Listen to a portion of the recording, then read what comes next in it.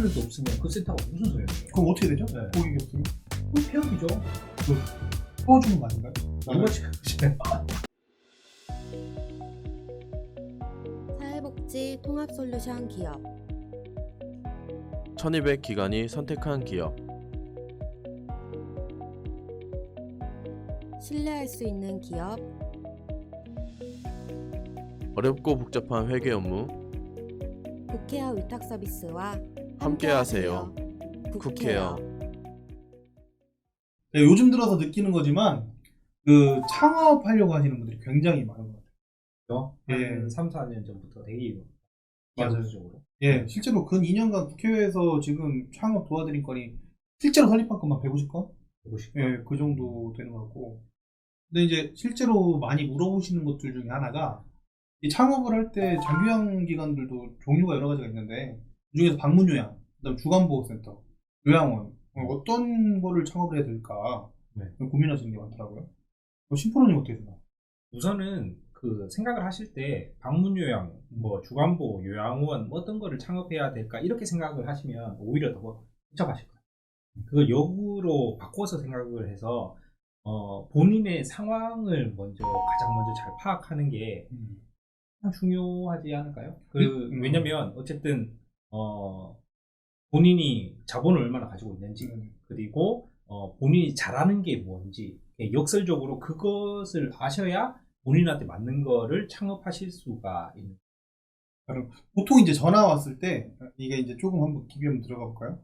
전화 왔을 때 보통은 저는 센터를 하나 차리려고 하는데요, 주간보를 하나 차리려고 하는데요. 보통 이렇게 어느 정도 생각을 하시는 경우가 많거든요.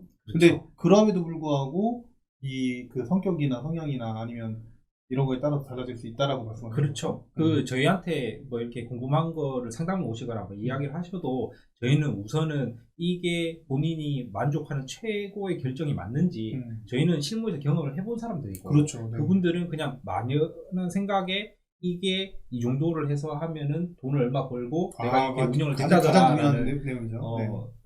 그런 생각을 가지고 오시는 분들이 더 많으니까. 근데 사실은 방문 요양일수록 단순하게 말씀드리면 방문 요양일수록 본인의 능력이 더 중요하고요. 네, 요양원으로 갈수록 본인의 자본 능력이 더 중요하고. 그렇죠. 네, 예. 그래서 뭐 본인이 자본이 요양원은 자가 건물이어야 되잖아요. 대부분 본인 건물이어야 되니까. 구인 공동생활 가정 제외하고는. 그렇죠. 제외하고는 본인 건물이어야 되니까. 그렇죠. 그러면 그거를 짓거나 하는 데는 엄청난 금액이 들어가잖아요. 맞습니다. 그런 자본이 있는데도 불구하고 근데 본인은 그거 이상의 뛰어난 영업력을 가지고 있어요. 만약에 그러면 굳이 돈을 크게 들여서 요양원을 하는 것보다 방문 요양을 먼저 시작을 해서 그 영업력을 살려서 인프라를 구축하는 게 훨씬 더 좋죠. 그러면 심프로님 지금 말씀하신 내용 중에서 영업력이라고 하는 부분은 네네. 다른 기관에서 일을 하면서 실제 상담을 했던, 영업을 했던 경험일까요? 아니면 이 장교양 기관하고 전혀 상관없지만 그냥 본인이 가지고 있는 어떤 영업력일까요? 이게 본인의 영업력이라고 좀 더 가깝다고 봐요. 이게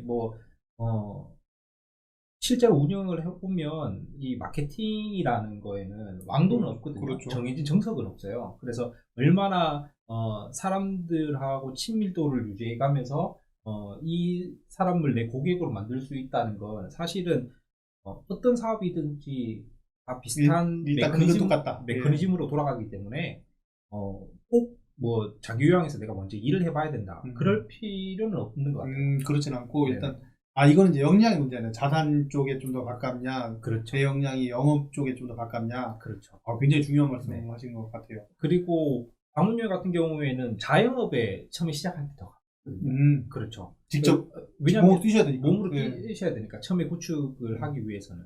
그렇기 때문에 그리고 요양원 같은 경우에는 자영업이 아니라 사업에 더 가까운 거고. 그래서 본인이 사업을 할 건지 자영업을 할 건지 내가 스스로 노동을 해서 노동에 대한 수익을 창출할 건지 아니면 내가 사업을 해서 사업의 수익을 창출할 건지 그런 생각을 먼저 머릿속에 정립을 하시고 그 다음에 나한테 가장 맞는 일이 뭔가를 생각하는 게 가장 현명한 판단인 것 같아요. 하긴 창업을 할 때 원래 이제 직장 일을 하시다가 창업을 하시는 분들도 있을 수 있고 네네. 원래부터 다른 사업을 하시다가 이쪽 사업으로 오시려고 하시는 분들도 있을 수 있고 그렇죠. 최근에는 뭐 어린이집 하다가 또 요양원을 하려고 하시는 그렇죠. 분들도 있을 수 있고 각자 사정에 따라서 네네. 이 선택을 잘 하는 것도 굉장히 중요하겠네요. 네. 방문요양은 상대적으로 자산 규모는 이렇게 투자하는 비용은 그 요양원이나 주간보에 비해서는 현저히 적죠?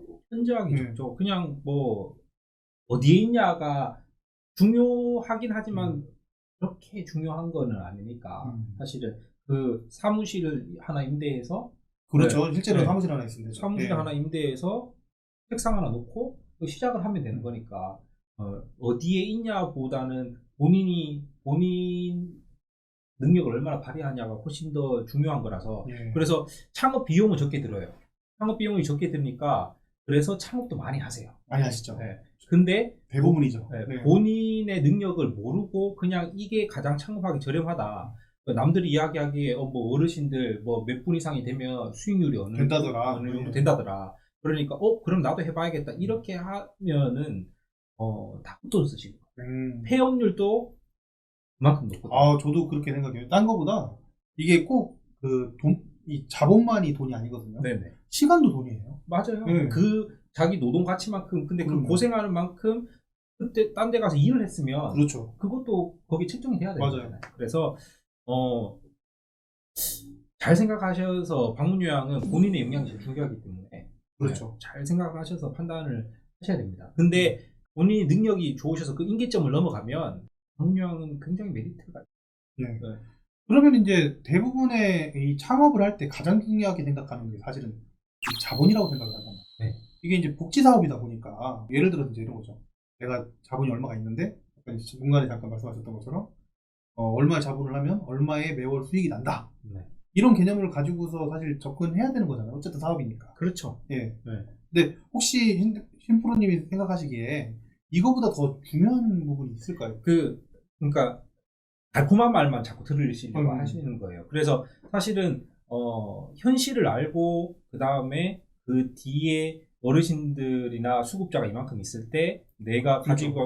가져갈 수 있는 사업 소득은 이 정도가 된다라는 건데 그렇죠. 그럼 그 과정이 중간에 들어가 있는데 과정이 들어가. 그 과정을 제대로 설명을 해주거나 하는 사람들이 잘 없어요.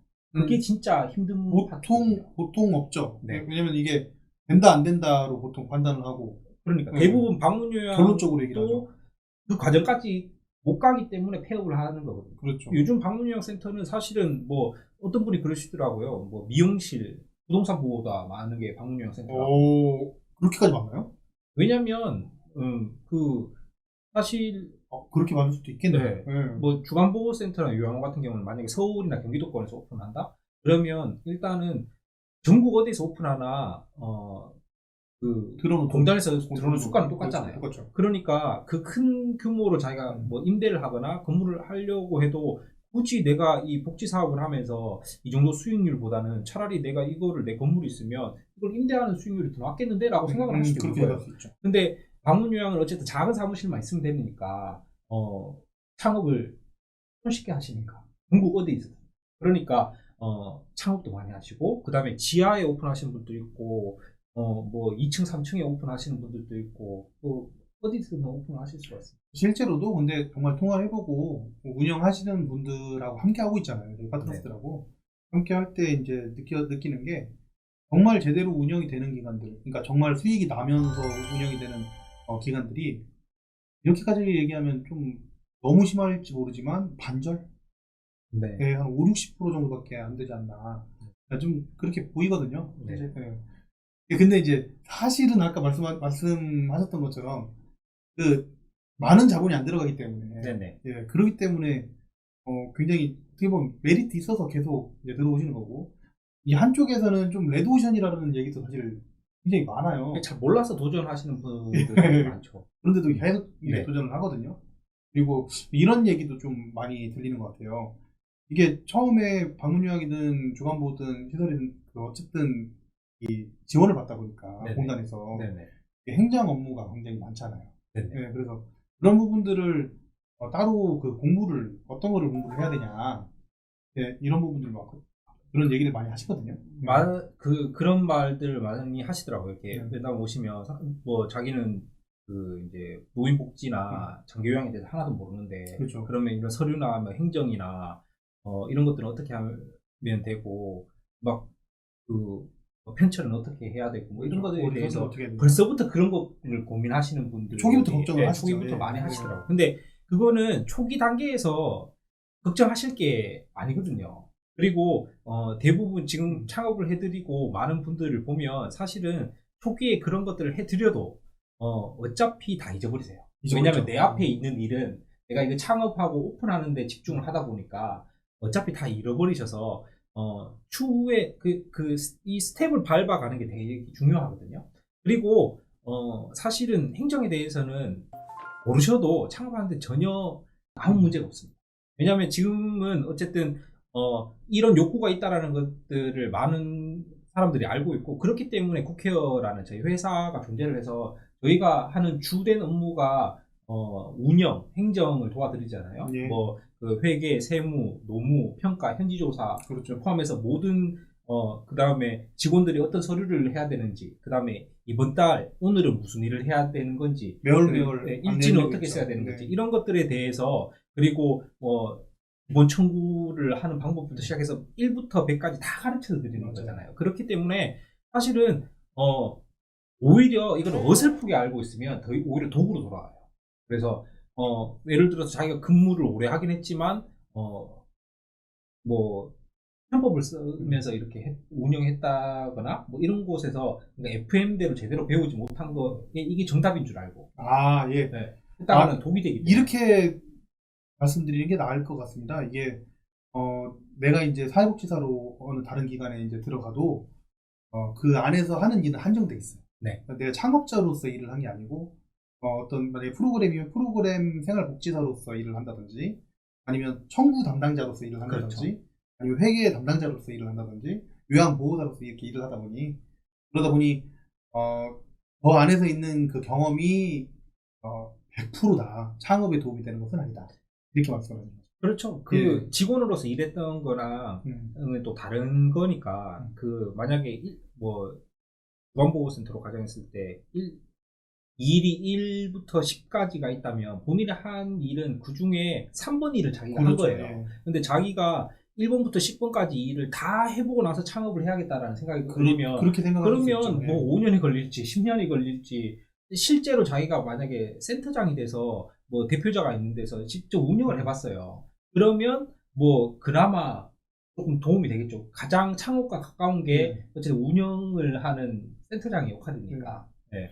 그래서 책을 펴놓고 뭐 장기 요양에 대해서 뭐 공단에서 나온 책을 보면서 공부를 하시고 그러실 필요는 아직은 없으십니다. 지금 없는 건 나중에 창업하고 나중에는 차적으로 하시면 되고 하나씩. 네. 그래서 지금 만약에 오픈을 하시기 전부터 나는 1년 전부터 그러면 그걸 공부를 할 때 그렇죠. 미리 준비를 해야 되냐. 아무 쓸데없는 겁니다. 그러니까 그런 생각은 접으시고 그 시간에 차라리 내가 만약에 어떤 센터가 됐던 센터를 오픈한다면 내가 그 센터들과 차별성을 둘 수 있는 건 뭔지 그렇죠. 나의 차별성.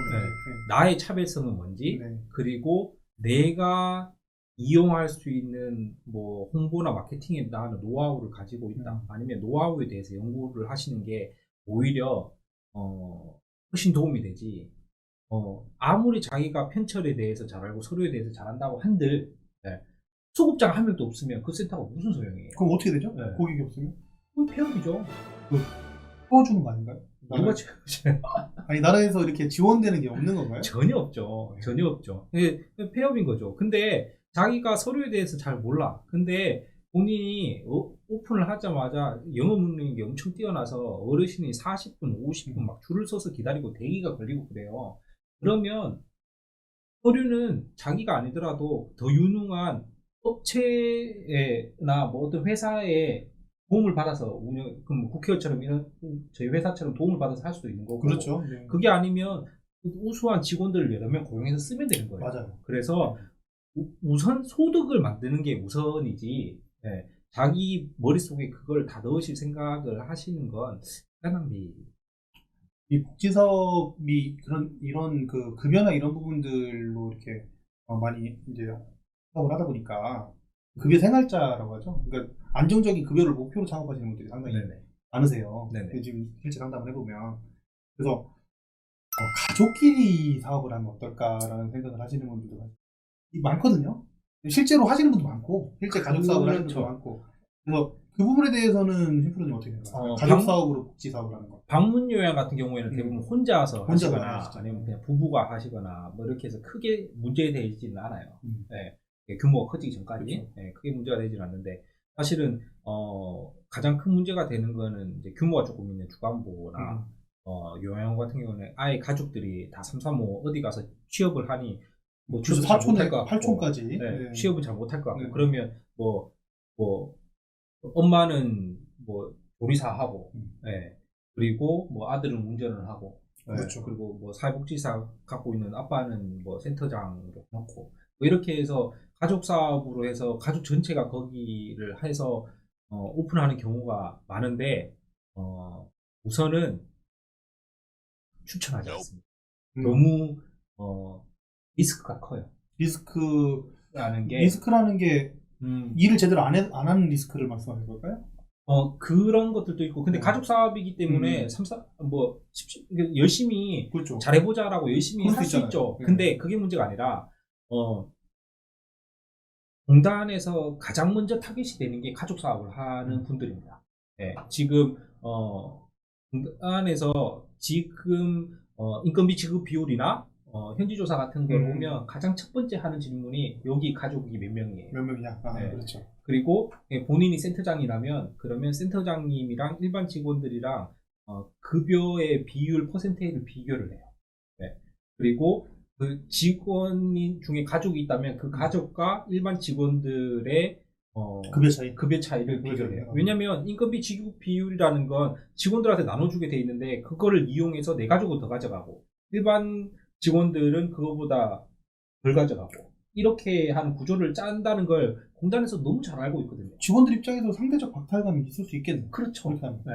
그러니까 이렇게 되면 또 직원들은 그런 쪽에서 더 일을 안 하고 취업을 안 하고 싶어 할 거고. 그러면 이거를 공단에서는 센터에 위탁 사업으로 줬는데 그런 센터들이 많아질수록 이걸 운영하고 장기요양 제도를 운영하기가 더 힘들어지니까 그래서 그런 관리들을 하는 거거든요.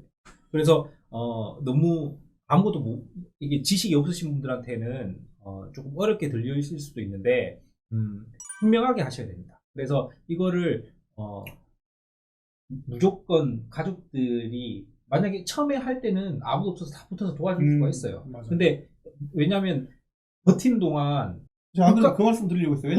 왜냐면은 지금 이게 좀 추천하지 않는다는 말씀하셨는데 조금 아까 없다고 말씀하셨잖아요. 그러니까 정부에서나 뭐 공단에서 도와주는 게 하나도 없거든요.